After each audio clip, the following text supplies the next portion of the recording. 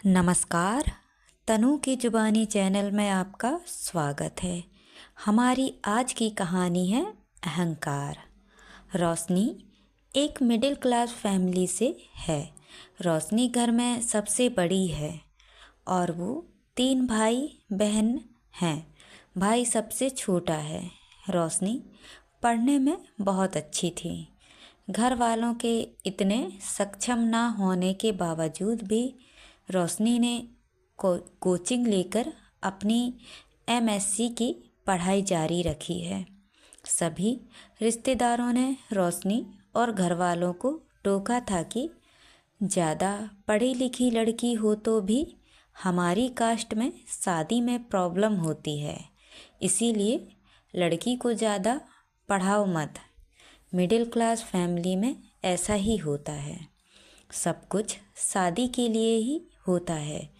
हर लड़की की तरह रोशनी की भी यही ख्वाहिश है कि उसे ऐसा पति मिले जो उसे समझे। समाज और रिश्तेदार के वजह से अब रोशनी के घरवाले भी उसकी शादी की जल्दी करने लगे। शादी के लिए कई रिश्ते भी आए, लेकिन शादी के लिए जब कुंडली मिलाई गई तभी घर वालों को पता चला कि रोशनी की कुंडली में कुछ दोष है, जिसके कारण कहीं भी बात नहीं बन पा रही थी। बस इस बात से रिश्तेदारों को और बातें बनाने का मौका मिल गया था। कई रिश्ते केवल इसी वजह से ही नहीं हो पाए, लेकिन कुछ ही समय के बाद रोशनी की कुंडली मिली आनंद से। आनंद ज़्यादा पढ़ा लिखा नहीं था। आनंद की एक कपड़े की दुकान थी, जिससे उनका गुजारा चल जाता था। जिस तरह का लड़का रोशनी अपने लिए चाहती थी, आनंद वैसा तो नहीं था, लेकिन आनंद और रोशनी की कुंडली मिल गई थी। रोशनी के पिता ने जब रोशनी को आनंद की तस्वीर दिखाई तो रोशनी को लड़का दिखने में अच्छा ही लग रहा था, लेकिन रोशनी का मन नहीं मान रहा था। इसीलिए पिता ने जब पूछा कि क्या करें बता, तो रोशनी ने कहा कि मुझे शादी नहीं करना है। मम्मी ने कहा, क्यों, क्या हुआ? तेरा दिमाग सही है क्या? इतना अच्छा लड़का है, ऐसे नखरे करेगी तो हमेशा यहीं बैठी रहेगी। एक तो कुंडली किसी से मिलती नहीं, और जब वो शादी के लिए तैयार है, सब कुछ अच्छा है, तो तुझे नाटक करनी है। क्या खराबी है लड़के में? माँ यह सब रोशनी को सुना ही रही थी, लेकिन रोशनी के पिता ने बात समझी और कहा, ठीक है बेटा, और लड़के ढूंढते हैं। जब आनंद के घर वालों की तरफ से फ़ोन आया यह पूछने के लिए कि हम आ जाएं घर और परिवार देखने, तो रोशनी के घर वालों ने कहा, हम आपको बता देंगे। इस बात से वो भी समझ गए थे कि उनकी तरफ से हाँ नहीं है, इसीलिए उन्होंने फिर दूसरी बार फ़ोन नहीं लगाया। उस ना के बाद रोशनी के लिए फिर से रिश्तों की तलाश शुरू हो गई।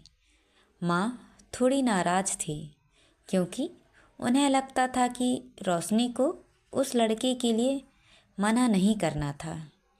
करीब 6 महीने तक खोज के बाद भी रोशनी के लिए कोई भी रिश्ता नहीं मिला। अब पिता के चेहरे पर भी परेशानी थोड़ी ज़्यादा दिखने लगी थी, और यह बात रोशनी को साफ दिखाई दे रही थी।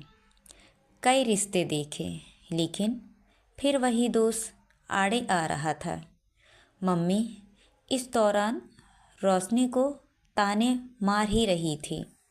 आखिर एक दिन रोशनी की माँ ने कहा कि अब भी हम लोग आनंद से बात करके देखते हैं। शायद तुम दोनों की जोड़ी ही बनना तय हुआ हो। अगर तू हाँ कहे तो। मम्मी के ताने और पापा की परेशानी को देखते हुए रोशनी ने इस बार हाँ कह दिया। माँ के कहने पर पिता ने आनंद के पिता को फ़ोन किया। पता चला वो भी अभी तक तलाश में ही थे। कुछ बातें हुई, थोड़े बहाने बनाए गए इतनों दिनों तक बात ना करने के लिए, और संडे को मिलना तय हुआ रोशनी के घर पर। आनंद अपनी फैमिली के साथ आया। दोनों परिवार की मजबूरी समझो या नसीब, आखिरकार दोनों की शादी पक्की हो गई। रोशनी ने भी सोचा क्या पता शायद वो ही उनके बारे में गलत सोचती होगी। वो मुझे समझेंगे और जो मैं चाहती हूँ वो करने देंगे। दोनों परिवार वालों को जल्दी थी, इसीलिए शादी जल्दी में ही हो गई। लेकिन रोशनी ने एक बात नोटिस की, आनंद ने उससे अभी तक कुछ बात भी नहीं की है।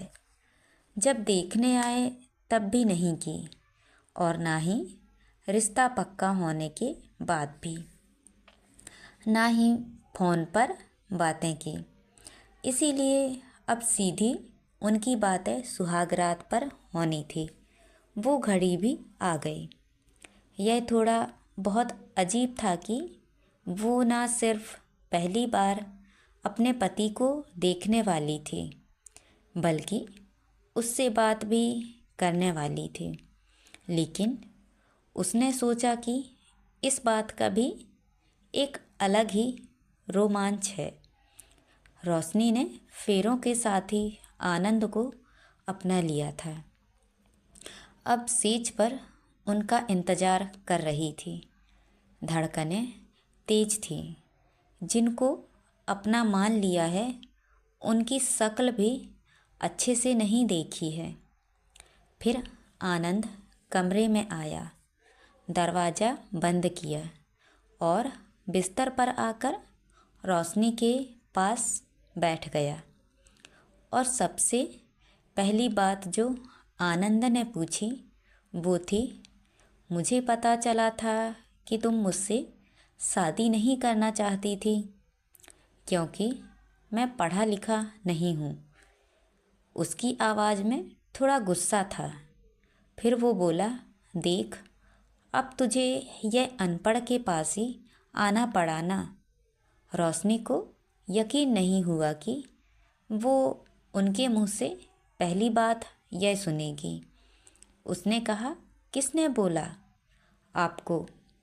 ऐसा कुछ नहीं है। ऐसा कुछ होता तो मैं शादी ही नहीं करती। आनंद और गुस्सा हो गया। अरे चुप कर, वो तो तेरी शादी हो नहीं रही थी, इसीलिए तू मेरे पास आई है। तुझे पता है मैंने शादी क्यों की? तुझे सबक सिखाने के लिए। अब देखना तुझे कैसे मैं एक नौकरानी बनाकर इस घर में रखूँगा। एक पढ़ी लिखी नौकरानी, और सुहागरात तो दूर की बात, मैं तुझे छूऊंगा भी नहीं। किसी भी लड़की के लिए पहली रात ही अपने पति से इस तरह की बातें सुनना बहुत ज़्यादा परेशान करने वाली बात होगी। और रोशनी को इस बात ने बहुत परेशान किया। एक मिनट में उसे लगा कि क्या उसने कोई गलती कर दी शादी करके। उसकी आंखों से आंसू गिरने लगे। सारी रात उसने बिना सोए निकाल दी। अगले दिन वो घर के काम में लग गई। सास और ससुर का स्वभाव अच्छा ही था। काम करते करते उसके दिमाग में उनकी कही बातें ही चल रही थी। रात को फिर आनंद कमरे में आया। रोशनी कुछ काम कर रही थी। आनंद फ़ोन पर अपने दोस्त से बात कर रहा था। कह रहा था कि मैं इसका घमंड ठिकाने पर लगा दूंगा, और भी ना जाने क्या क्या बात बोल रहा था। रोशनी के तो शादी और पति के अरमान पर जैसे पानी फिर गया हो। रोशनी का जी तो चाहा कि वो अभी घर चली जाए, लेकिन फिर उसे अपने घर वालों की परेशानी का ख्याल आया। फिर कुछ देर चुप रहने के बाद उसने सोचा, वो जो चाहे करे, उन्हें करने देती हूँ, लेकिन मैं अपना काम करती हूँ। तब से वो सिर्फ अपना काम करने लगी, क्योंकि उसके पास कुछ और चारा भी नहीं था। कहीं ना कहीं वो यह समझ गई थी कि आनंद उसे दुखी करना चाहता है।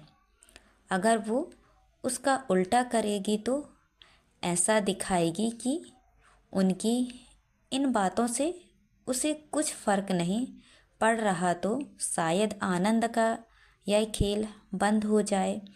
आखिर पढ़ी लिखी होने से कुछ तो दिमाग लगाया। रोशनी ने जीवन की इस सबसे बड़ी चुनौती को भी स्वीकार किया। उसने घुटने नहीं टेके। उसने सोचा कि रोना नहीं है, बातों को ठीक करना है जब तक उसके हाथ में है। उसने यही किया। वो बेवजह खुश रहने लगी। अपनी सास ससुर को अच्छे से बना के खिलाने के साथ उनके साथ मंदिर मार्केट जाने लगी। चेहरे पर कोई परेशानी नहीं। आनंद यह सब देख रहा था।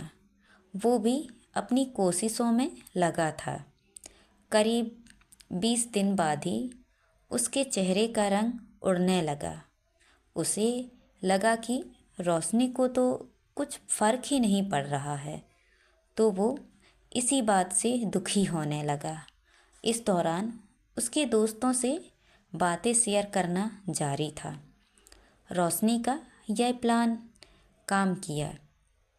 आनंद के सब्र का बांध टूट गया, और फिर एक रात जब रोशनी कमरे में गई, तब आनंद ने दरवाज़ा बंद किया और ज़बरदस्ती उसे पकड़कर बिस्तर की ओर ले जाने लगा। लेकिन इस बार उसे रोशनी का वो रूप दिखाई दिया जो उसने सोचा भी नहीं होगा। रोशनी ने अपना हाथ जोर से झटका मार के छुड़ाया। कहा कि क्या कर रहे हो आप? आनंद जैसे घबरा सा गया। उस दिन सुहागरात पर आप कह रहे थे कि आप मुझे छुओगे भी नहीं, तो लगता है आज आपके उन आवारा दोस्तों ने फिर आपको कुछ सिखाया है, जो आप मेरे साथ ज़बरदस्ती यह हरकत कर रहे हैं। आनंद बोला, मैं तुम्हारा पति हूँ। रोशनी ने कहा कि हाँ, आप मेरे पति हैं और मुझसे प्यार कर सकते हैं, लेकिन यह प्यार नहीं है, यह कुछ और है। मैं तो आपके लिए ही आई थी, सब कुछ छोड़कर, आपके घर, आपके साथ रहने के लिए, लेकिन आपने आते ही मुझे नौकरानी बना दिया।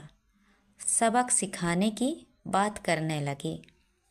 अब आप मुझे तब तक नहीं छू सकते जब तक मैं नहीं चाहती, और जब तक मुझे नहीं लगता कि आप मुझसे सच में प्यार करते हैं।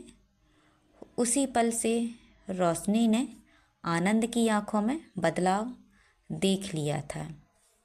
उसे पता था कि आनंद का गुस्सा उस गलत फहमी की वजह से है, कि उस ना की वजह से, लेकिन उस बात से आगे बढ़ना होगा। आनंद बुरा इंसान नहीं था। उस रात के बाद वो रोशनी से नज़रें भी नहीं मिला पा रहा था। चुपचाप रहने लगा। समय बीतता गया। शादी को 5 महीने हो गए थे। रोशनी अब आनंद को परख रही थी और इस दौरान उसे समझ आ गया था कि आनंद कैसा है। एक ही घर में रहकर अपने ही पति के साथ ऐसा रहना अब उसे भी चुभने लगा। एक रात उसने कह ही दिया, छोड़ो सब पुरानी बातें, चलो ना एक नई शुरुआत करते हैं। मुझसे जो गलती हुई आप माफ़ कर दो। आनंद चुप रहा, कुछ नहीं बोला।